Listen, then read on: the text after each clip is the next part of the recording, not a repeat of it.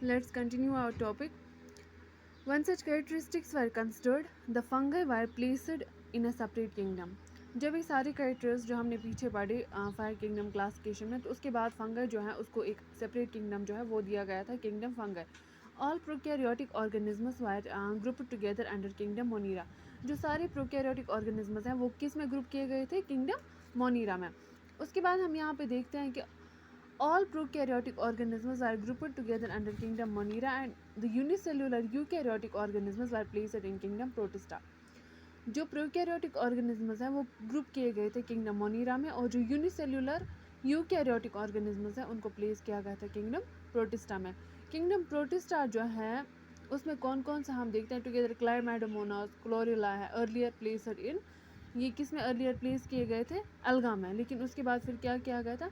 Which are placed in the animal kingdom which lack cell wall, जिनमें cell wall जो है वो present नहीं था. उसके बाद इनको किस में लिया गया? In earlier classifications were placed in different kingdoms. This happened because the criteria for classification changed. ये पहले इसलिए थोड़ा सा ये इधर उधर था क्योंकि क्लासिफिकेशन का क्राइटेरिया जो है वो चेंज हो गया था. This kind of changes will take place in future too. आगे भी चल के कुछ और क्लासिफिकेशन में एडिशन आ सकती है, कुछ सब्ट्रैक्शन आ सकती है, तो ये चलता रहता over time. Attempt has been made to evolve the classification system which reflects not only the morphological, physiological and reproductive similarities but is also phylogenetic, that is based on the evolutionary relationships. इसके बाद हमें जब time आगे बढ़ता गया तो एक ऐसा अटैम्प्ट बनाया गया जिसमें क्लासिफिकेशन सिस्टम जो है उसको सिर्फ मॉर्फोलॉजिकल बेस्ड उसकी बीरून और अंदरून पे नहीं, बल्कि उसके रिप्रोडक्टिव सिमिलरिटीज़ और इसके अलावा फाइलोजेनेटिक कैरेक्टर्स जो है उन पे भी ऑर्गेनिजम्स जो है उनको डिफ्रेंशिएट किया गया, उनको क्लासीफाई किया गया. फाइलोजेनेटिक मतलब क्या होगा? उनकी इवोल्यूशनरी रिलेशनशिप, वो इवोल्यूशन में कैसे थे और आज वो कैसे हैं, उसके हिसाब से हमने ऑर्गेनिजम्स जो है उनको क्या किया? क्लासीफाई किया.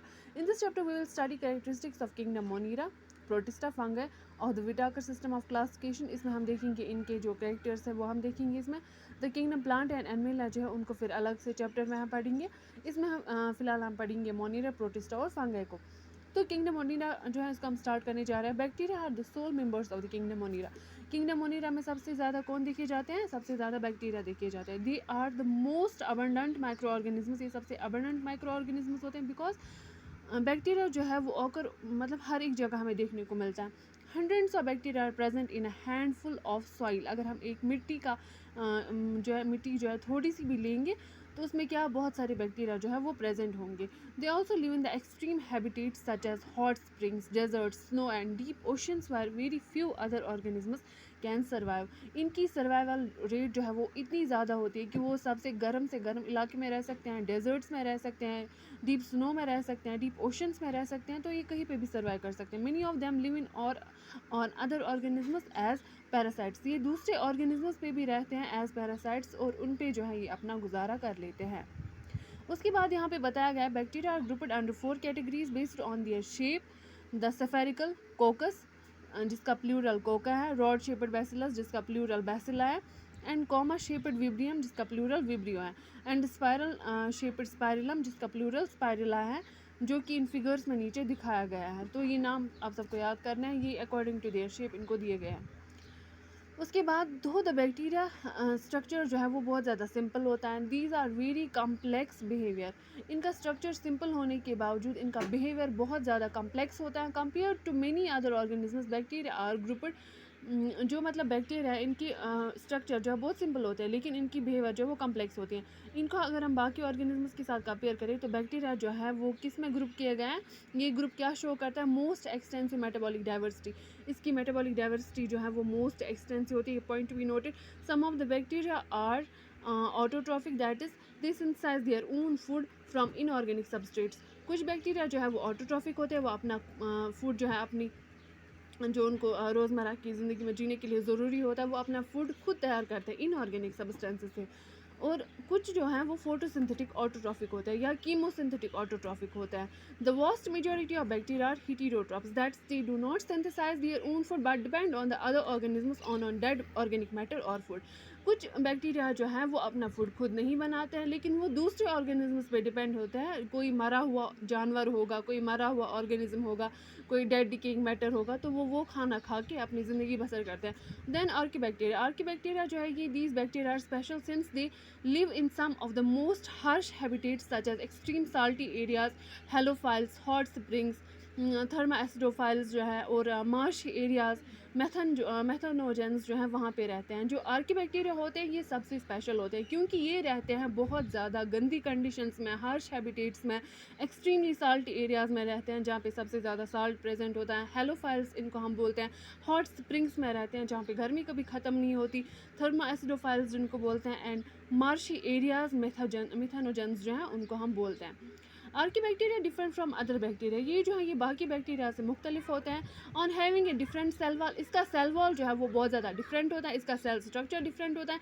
And this feature is responsible for their survival extreme condition. क्योंकि इसका सेल वॉल बहुत ज़्यादा डिफरेंट होता है तो इसकी वजह से ये एक्सट्रीम से एक्सट्रीम गंदी कंडीशंस में भी रह सकता है। मिथेनोजेंस जो है वो प्रेजेंट होते हैं in the gut of several ruminant animals such as cows and buffaloes, and they are responsible for the production of methane biogas from the dung of these animals. जो मिथेनोजेंस मैंने ऊपर बोला, Marsh area जिनको बोलते हैं methanogens, ये present होते हैं बहुत सारे रुमिनेंट एनिमल्स, फॉर एग्जांपल गाय है, बफेलो है, उनके गट में ये प्रेजेंट होते हैं। ये वहाँ पे प्रोड्यूस करते हैं methane biogas from the dung of these animals. उसके बाद है यू बैक्टीरिया क्या होता है? There are thousands of different eubacteria और ट्रू बैक्टीरिया, जिनको हम ट्रू बैक्टीरिया बोलते हैं। They are characterised by the presence of a rigid cell wall, इनमें एक रिजिड सेल वॉल जो है वो प्रेजेंट होता है। और इफ़ मोटाइल फ्लैजुलम, इनमें एक मोटाइल जो मूव करता रहता है फ्लैजुलम जिसको बोलते हैं, वो प्रेजेंट होता है। इसमें यू बैक्टीरिया के एग्जांपल क्या है? साइनोबैक्टीरिया। ये इसमें क्वेश्चन आता है, एक ऑब्जेक्टिव आता है 4 मार्क्स का, कौन सा होता है यू बैक्टीरिया का? Cyanobacteria. Also referred as blue green algae, इसका दूसरा नाम क्या है? Blue green algae. Have chlorophyll similar to green plants and are photosynthetic autotrophs, ये फोटोसिंथेटिक ऑटोट्रॉफ्स होते हैं, ये सिमिलर होते हैं जैसे बाकी पेड़ पौधे होते हैं वैसे ही सिमिलर होते हैं उनके जैसे। द साइनोबैक्टीरिया और यूनिसेल्युलर कॉलोनियल फ्लैमेंटस, ये एक सेल के बने होते हैं, ये कॉलोनीज में रहते हैं, ये फ्लैमेंटस होते हैं, ये फ्रेश वाटर में रहते हैं या मैरीन में भी रहते हैं, या टेरेस्ट्रियल एल्गी जो है वो भी इसमें प्रेजेंट होते हैं। The colonies are generally surrounded by gelatinous sheaths, they often form blooms in polluted water bodies. Some of these organisms can fix atmospheric nitrogen in these organisms, ये जो है ये बहुत सारे ऑर्गेनिजम्स जो है ये क्या बना सकते हैं? नाइट्रोजन जो है उसको फिक्स कर सकते हैं। और ये हिटेरोसिस्टस जो है इनमें स्पेशलाइज्ड सेल्स जो है वो प्रेजेंट होती है। इसमें एग्जांपल है नॉस्टॉक की, एनाबीना की। Chemosynthetic autotrophic bacteria oxidise various inorganic substances such as nitrates, ये ऑक्सीडाइज करते हैं, कीमोसिंथेसिस करते हैं बहुत सारे केमिकल्स पे। फॉर एग्जांपल ये ऑक्सीडाइज करते हैं किसको? इनऑर्गेनिक सब्सटेंसेस को। ये नाइट्रेट्स को ऑक्सीडाइज करते हैं, नाइट्राइट्स को ऑक्सीडाइज करते हैं, अमोनिया को ऑक्सीडाइज करते हैं and use the released energy for their ATP production. जो वहाँ से एनर्जी रिलीज होती है उससे क्या बनाते हैं? एडेनोसिन ट्राइफॉस्फेट प्रोड्यूस करते हैं। They play a great role in recycling nutrients like nitrogen, phosphorus, ये हमारी जो है रिसाइकिल करते हैं न्यूट्रिएंट्स, नाइट्रोजन जो है, फॉस्फोरस जो है, ये आयरन है, सल्फर है, उसको ये रिसाइकिल करने में हेल्प करते हैं। जो हिटेरोट्रॉपिक बैक्टीरिया होते हैं ये मोस्ट अबंडेंट होते हैं, हमारी नेचर में सबसे ज़्यादा देखने को मिलते हैं। The majority are important decomposers, इनकी वजह से बहुत ज़्यादा डिकम्पोजिशन होती है, ये साफ़ सफाई का काम भी करते हैं। Many of them have a significant impact on human affairs, they are helpful in making curd from milk, जो हम कर्ड बनाते हैं, दूध से हम दही बनाते हैं, उसमें सबसे ज़्यादा हेल्प जो है वो हमें प्रोड्यूस करते हैं मिल्क, दही बनाने में मिल्क से। Production of antibiotic fixing nitrogen in legume, जो हम खाते हैं, पीस वगैरह खाते हैं, मटर वगैरह खाते हैं, लिग्यूम्स खाते हैं, उनके रूट्स में प्रेजेंट होते हैं तो वहाँ से ये हमें प्रोड्यूस करते हैं। लिग्यूम्स जो हैं उनमें भी हेल्प करते हैं बनाने में। आगे जो है हम नेक्स्ट वीडियो में देखेंगे। Thank you. अगर आपको कोई भी कन्फ्यूजन हुआ please leave in the comment section. Thanks for watching biology with Nusrat. Bye.